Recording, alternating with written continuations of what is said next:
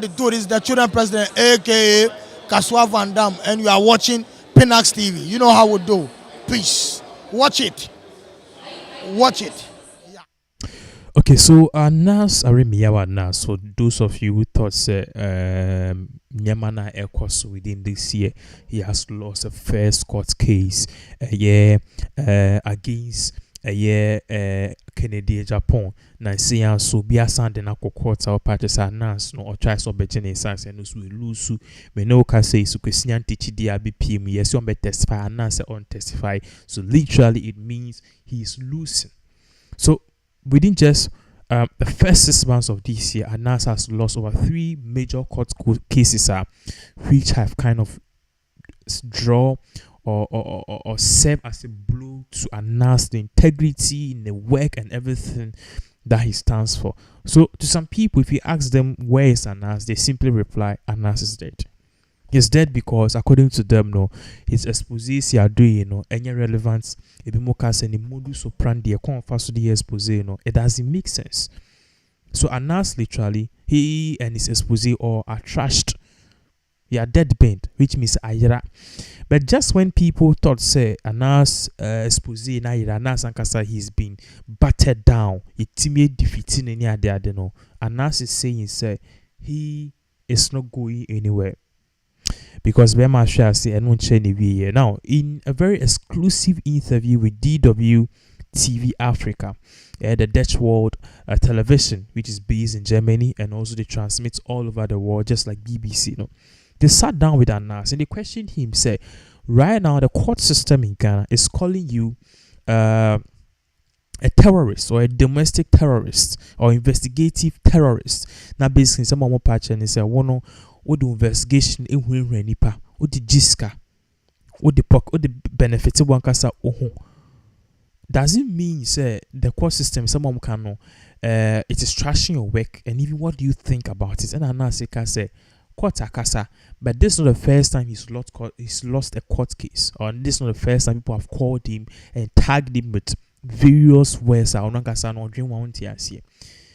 then nothing is stopping him. And now say party say Ghana buckle up, because 2024 he's bringing the biggest ever expose in Ghana, bigger than the number 12 expose, and he's saying that it's just before the election, so we don't know. It's as in of the year cause you maybe announce a shimu expose and I say anything we don't know, but party said this one is really bigger and it will shake Ghana and even define maybe our elections in 2024 elections. Yankoniko Tinsama Okaye Branoni DWTV Africa Exp0se. This space where people are being killed and you have to hide your face constantly because people are coming at you. Certainly. See, we cannot take the freedom of the press for granted. And the fact that you have your freedoms does not mean that you should go to sleep. That is what we ought to be reminded of as journalists. You see, when we become complacent and we think that the freedom we are enjoying was delivered to us on a silver platter, that's when we begin to suffer. How do we rally ourselves together when our brother is under attack? Because if you don't shout today, tomorrow is coming to you. And that's how Exp0se started. Today, it has jumped to several other journalists in Ghana. So, one of the biggest lessons in all this is that as journalists, we've got to know that if your friend's house is under fire, that fire could spread to yours. Let's find ways of encouraging people. So yes, despite the difficulties, despite the threats, we have to persevere. That's the only way we can become a better country. Interesting. And just as context, when we talk about the shrinking space for press across the continent, last year alone, about 60 journalists were either imprisoned or some of them were abducted. And that is an indication of what the situation is like for many press people across the continent. Now, you are very big on having hardcore facts. You've mentioned that a lot of time in this interview. But recently, you sued a politician in Ghana, Kennedy Japan, and the court did not agree with you. The court called what you do investigative terrorism. Now, before this court judgment, Ghana's former special prosecutor, Martin Amidu, had called what you do corruption-preneur, which means that you profit off your investigative works. All of these question your methodology. There have been a lot of questions about the use of what some deem to be entrapment in your investigative journalism.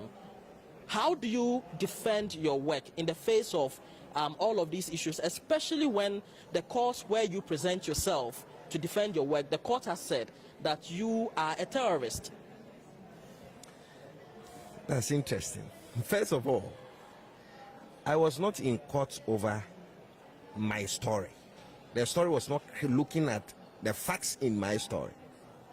And it is fair. A judge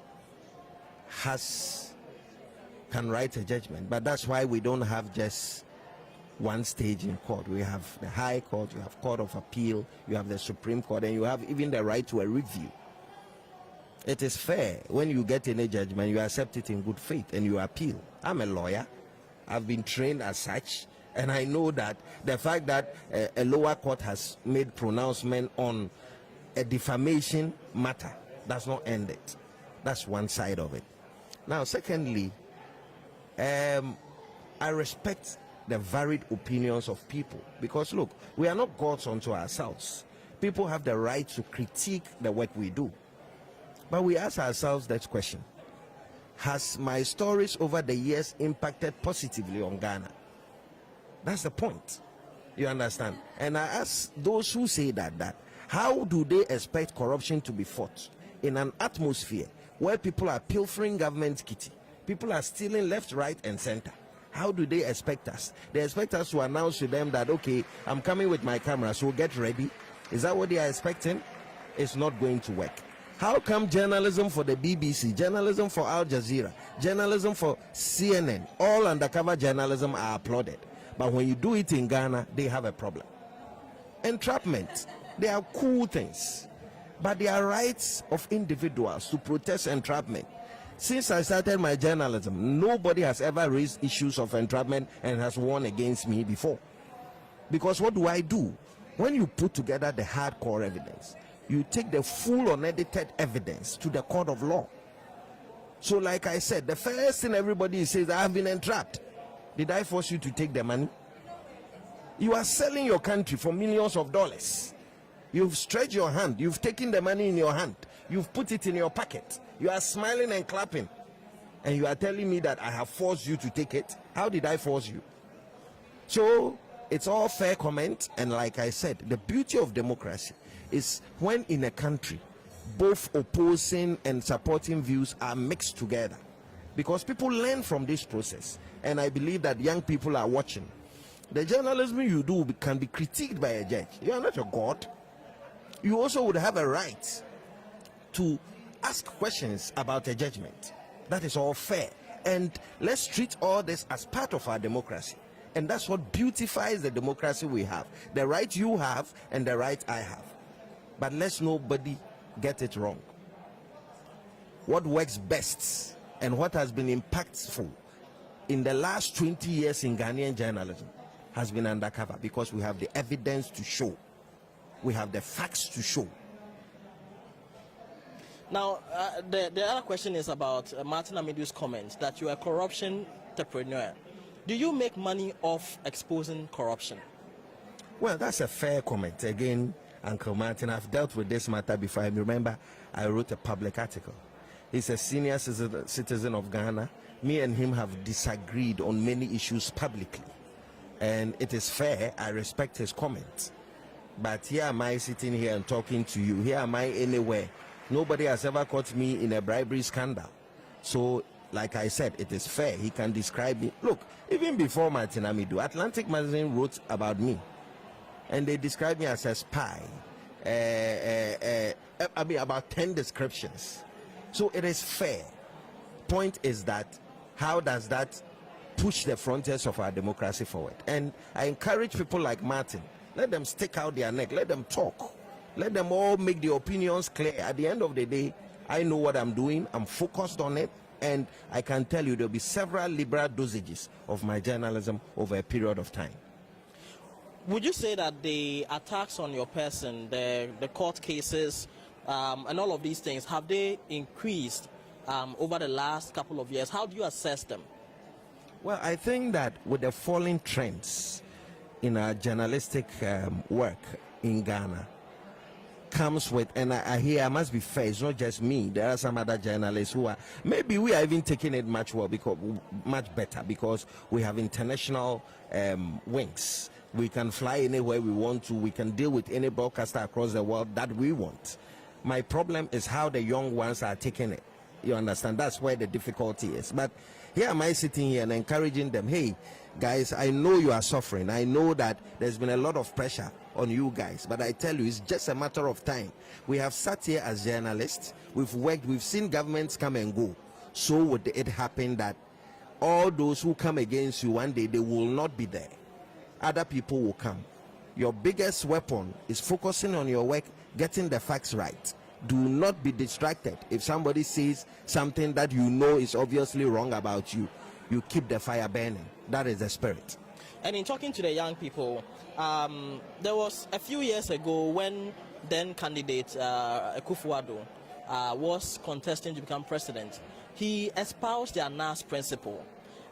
He said that was one of the things that he was going to use in his fight against corruption. But it is also during his presidency that we have seen the killing of Exp0se. We have seen attacks on your person, court cases where judges describe you as a terrorist. How do you reconcile the man who espoused the Anas principle and what's happening under his presidency? Well, I'm too young to pass a judgment on an existing government. And if a government says they have plans and their term has not ended, it will be premature to want to take a definite position about what the president said. But there's one thing that sticks out clearly. Politicians campaign in poetry, but govern in prose. Do you care to break that down for us? I'm sure that many of our listeners didn't catch that. You please say it again. I said to you that politicians campaign in poetry, but govern in prose.